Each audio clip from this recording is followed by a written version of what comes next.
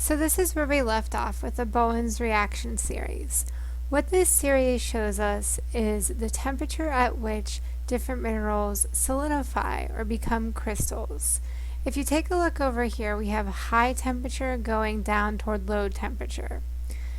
These are the two branches, the discontinuous branch and the continuous branch. The way that you know the difference is that the discontinuous branch has multiple arrows.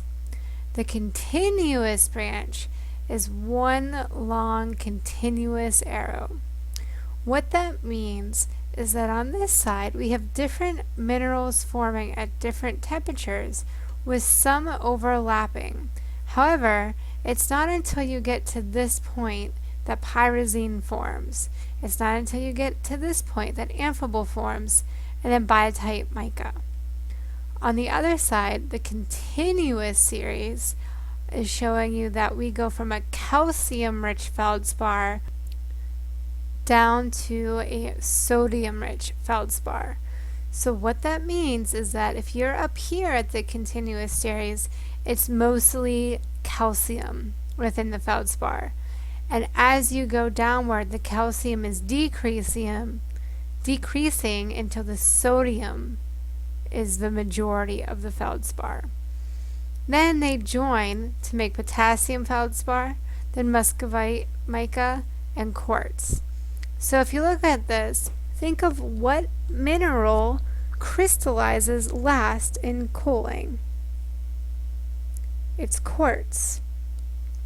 However, that also means that quartz melts first, because if you increase the temperature, the first one that would melt would be quartz.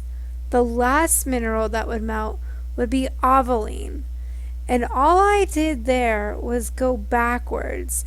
I looked at the temperature that was increasing. So I knew that ovoline didn't form until we got to the top of the scale. And by that I mean it wouldn't melt until we got to this temperature here. It would start melting. Over here with the igneous rock type, all it's telling you is at what temperature these rock types generally form. So you have your granitic rock, or also known as felsic, which we'll talk about in the future, is going to melt first. It also forms last. Think of it this way. As you go down, we're talking about formation and crystallization. As you go up, we're talking about melt. This might be something you want to write down either in your notes or on your own Bowen's reaction series whenever you print it out. The Bowen's reaction series is on my website, so if you want your own, you can print it out. Remember that it's crystallization whenever you're going down, and then it's melting whenever you are considering going up in temperature. So that might help you. Hydrothermal vents are another way that minerals form. So minerals like quartz and calcite form late in the cooling process. These are hydrothermal minerals whenever they form from the hydrothermal vents that are in the middle of the ocean floor. So what happens is that seawater filters into the very, very hot crust that is at the mid-ocean ridge. It gets heated to around 400 degrees Celsius, which makes the water superheated. It reacts with the crust and becomes a metal-bearing liquid, which means that there are metals within the liquid. And as we know from convection, whenever things rise, when they're hot, they'll cool off and start to sink. And when the water returns to the cooler sea floor, it actually deposits the minerals that were in it, including iron, copper, and zinc sulfide. Here is a quick video showing you about hydrothermal vents, and pay attention to the images.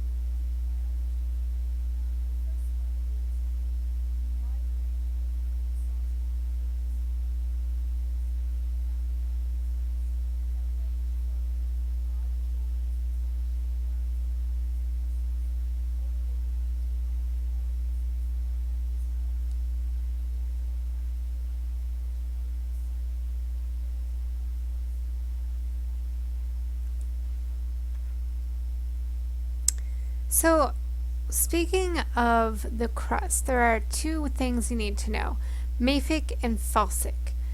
Mafic are heavy and dark. They are rich in magnesium and iron. So when you saw that black smoker, she mentioned that there was magnesium and iron within it, and it was very dark. So mafic means dark. Think of M for magnesium. Felsic, these minerals are usually light in color, also in weight.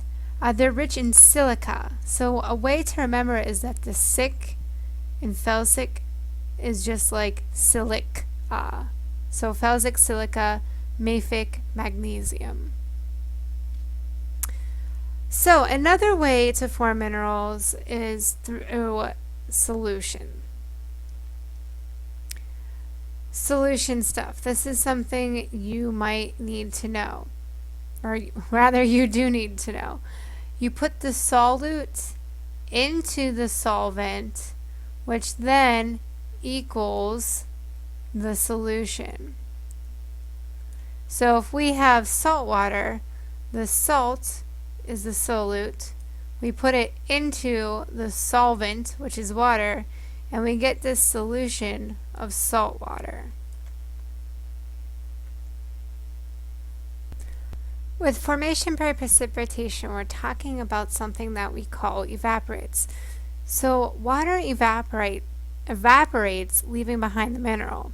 I have this picture of jeans up here because we're about to enter that season where they put tons of salt down, and then on the back of your jeans you get that nasty salt line. Well, the water is salty when you're walking through it, and the back of your jeans get wet. And then throughout the day, as your jeans dry, the salt gets left behind, and that would be the evaporate. Another way that minerals can form is with changes in pressure and temperature. When pressure and temperature increase enough, metamorphism can take place.